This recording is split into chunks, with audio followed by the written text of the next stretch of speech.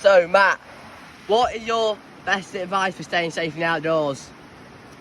I think basically it comes down to preparation and a little bit of practice and training.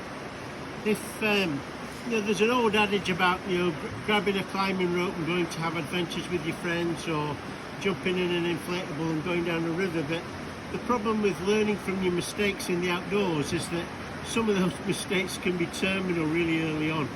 So I think you might be lucky enough to have an introduction through your school. You might be lucky enough to be a member of Scouts, or you might be lucky enough, in your case, Tom, to have a father that's the head of an outdoor centre.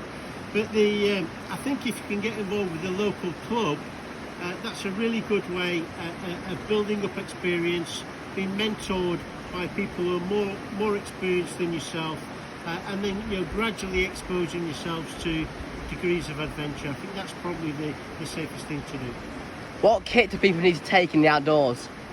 I think it depends on the activity that you're doing.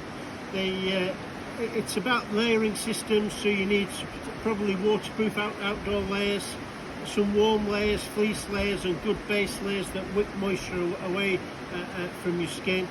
But the ability to be able to, in the UK, to be able to get warmer or cooler several times throughout the days is really important.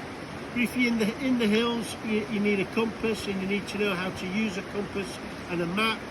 If you're on a river, then obviously again a compass and a map is really helpful.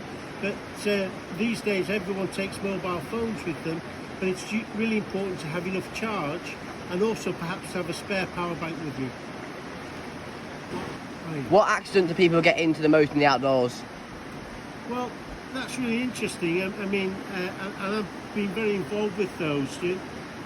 Surprisingly, more people die on the lakes than on the mountains in the English Lake District. And so activities around water are potentially dangerous just because of their very nature.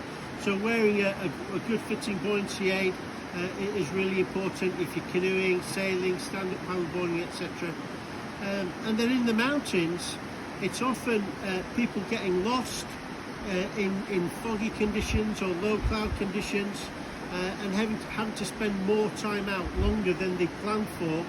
And then obviously there's the dangers of steep ground, where people end up on ground they hadn't intended to, and can come into difficulty there.